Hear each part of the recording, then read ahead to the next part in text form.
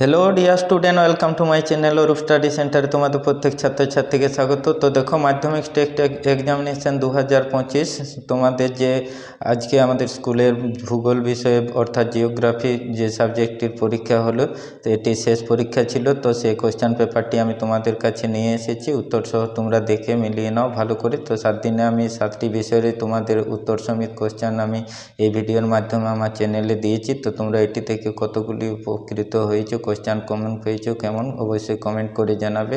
তো আমি এরপর যে তোমাদের ফাইনাল এক্সামিনেশান মাধ্যমিক 2026, তো সেগুলি প্রত্যেকটি বিষয়েরই সাজেশনমূলক ভিডিও এই চ্যানেলে নিয়ে আসবো। অবশ্যই তোমরা চ্যানেলটিকে সাবস্ক্রাইব করে রাখো এবং টেস্ট পেপার যে সলিউশনের প্রত্যেকটি সাবজেক্টের কোশ্চেন থাকবে সেগুলি আমি সেই ভিডিওর মাধ্যমে এই চ্যানেলে তুলে ধরবো। অবশ্যই তোমরা পেয়ে যাবে, চ্যানেলটিকে সাবস্ক্রাইব করে রাখবে।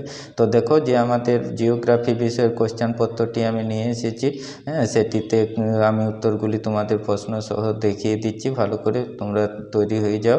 যারা পরীক্ষা হয়নি আর যাদের পরীক্ষা হয়েছে তারা অবশ্যই মিলিয়ে দেখে নাও। তো দেখো, প্রথম যেটি ক বিভাগে তোমাদের সঠিক উত্তর নির্বাচন ছিল 14টি। তো প্রথম প্রশ্ন ছিল, দেখো, পর্যায় বা গ্রেড শব্দটি প্রথম ব্যবহার করেন কে? উত্তর হবে কয়েকটি, জি.কে. গিলবার্ট। দুয়ে দেখো, নদীর গতিবেগ দ্বিগুণ হলে তার বহন ক্ষমতা বাড়ে কত গুণ? 64 গুণ। তারপর মরু অঞ্চলে বায়ুর ক্ষয়কার্যের ফলে গঠিত ব্যাঙের ছাতার মতো ভূমিরূপটি গৌর। তারপর দেখো, বায়ুর আর্দ্রতা মাপার যন্ত্র হচ্ছে হাইগ্রোমিটার। বিশ্ব উষ্ণায়নে মুখ্য গ্রিন হাউস গ্যাসটি হলো কি? কয়েকটি হবে, CO2, কার্বন ডাইঅক্সাইড। মরা কোটালের সময় চন্দ্র ও সূর্য পৃথিবীর সম্মুখে নিম্নলিখিত যে কোনো উৎপন্ন হয়, কয়েকটি 90 ডিগ্রি। ভারত পাকিস্তানের সীমারেখাটি হলো কয়েকটি, সঠিক উত্তর হবে র্যাডক্লিফ লাইন। তারপর মৌসুমি বিস্ফোরণ দেখা যায় কোথায়? উত্তর করবে কেরালায়, কয়েকটি সঠিক উত্তর। ভারতে অবস্থিত হিমালয়ের সর্বোচ্চ শৃঙ্গের নাম কাঞ্চনজঙ্ঘা।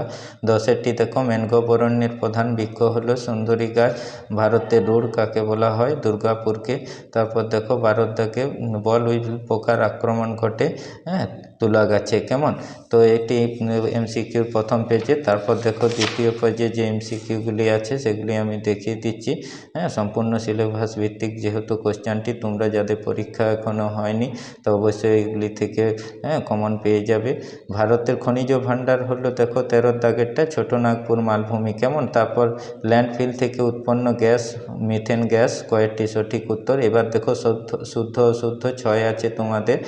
প্রথমেরটি দেখো অশুদ্ধ, দ্বিতীয়টি অশুদ্ধ, তৃতীয়টি অশুদ্ধ, তারপর দেখো চতুর্থটি শুদ্ধ, পঞ্চমেরটি অশুদ্ধ, তারপর দেখো 6 দাগেরটি অশুদ্ধ, এবং শেষেরটি দেখো এটি শুদ্ধ, কেমন? তারপর দেখো, তোমাদের আছে শূন্যস্থান পূরণ। সেই শূন্যস্থান পূরণগুলো উত্তরগুলি করা আছে। ড্যাশ জলবায়ু অঞ্চলে ক্যানিয়ন গড়ে ওঠে, ওটা শুষ্ক জলবায়ু। তারপর 2 দেখো, উত্তপ্ত ভূপৃষ্ঠ ড্যাশ তরঙ্গ রূপে বায়ুমণ্ডলকে তাপ বিকিরণ করে দীর্ঘ তরঙ্গ রূপে। ঘূর্ণবাতের কেন্দ্রে প্রায় মেঘমুক্ত শান্ত অঞ্চলকে কি বলে? চোখ বলে। আটলান্টিক মহাসাগরের মাঝে স্রোতহীন আগাছাপূর্ণ অংশকে ড্যাশ বলে? এটা করবে সার্গস সাগর। তারপর দেখো, মান্নাত কথার অর্থ কি? পাহাড়ি দেশ। ভারতের তথ্য প্রযুক্তি রাজধানী বলে বেঙ্গালুরু শহরকে। উপগ্রহ চিনতে বনভূমির রং কি দেখানো হয়? বাদামি, অনেক সময় সবুজ রঙও দেখানো হয়।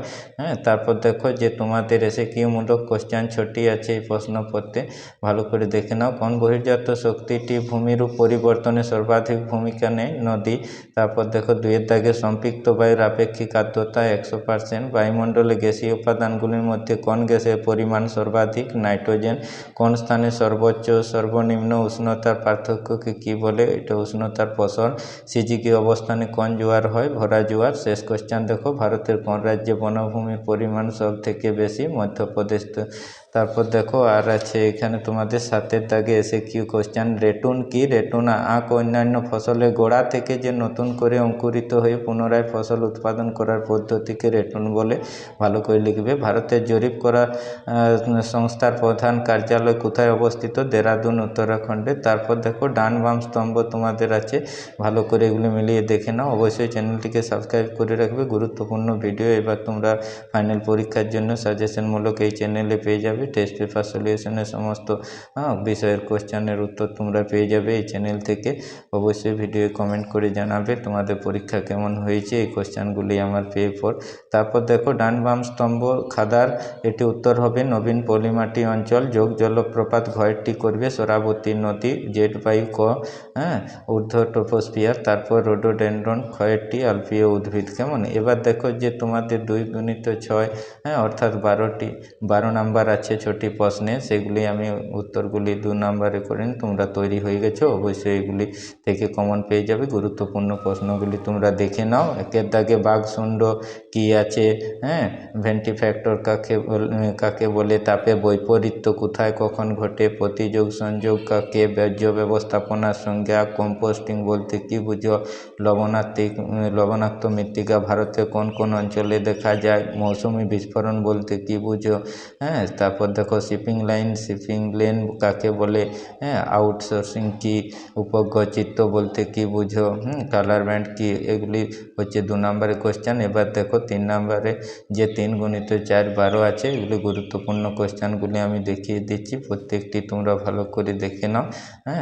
গুরুত্বপূর্ণ কোশ্চেন। পরিচালন শৈলকে বৃষ্টিপাতের পার্থক্য, প্রকৃতি অনুসারে বর্জ্যের উদাহরণ সহ শ্রেণী বিভাগ, বর্জ্য ব্যবস্থাপনায় ফোরারের গুরুত্ব, পূর্বঘাট পশ্চিমঘাট পর্বতের পার্থক্য, সামাজিক বন সৃজনের 3টি পদ্ধতি গৃহীত, জিওস্টেশনার ও যেটা সানসিক্রোনাস উপগ্রহের মধ্যে পার্থক্য, দূরসংবেদন ব্যবস্থার গুরুত্ব। তো এবার দেখো যে তোমাদের শেষ পেজে কোশ্চেনগুলি আছে 5×2 10 আছে এখান থেকে। তো তোমরা ভালো করে এগুলি ভালো করে বড় কোশ্চেন। এখানে মধ্যগতিতে নদীর সঞ্চয় কার্যের ফলে গঠিত 3টি ভূমিরূপের চিত্রসহ বর্ণনা করবে। যারা করেছো, পরীক্ষা দিয়েছো, তারা অবশ্যই ভালো করে করেছো। তারপর দেখো পৃথিবীর নিয়ত বায়ু প্রবাহে উৎপত্তি, গতিপথ চিত্রসহ ক্রান্তীয় মৌসুমী জলবায়ু অঞ্চলের প্রধান বৈশিষ্ট্যগুলি আলোচনা করো। সমুদ্র সৃষ্টির কারণ ব্যাখ্যা। এবার আরও দেখো যে 2টি প্রশ্ন তোমাদের 5×2 10 আছে। ভারতের জলবায়ু নিয়ন্ত্রণের প্রধান কারণগুলি ব্যাখ্যা।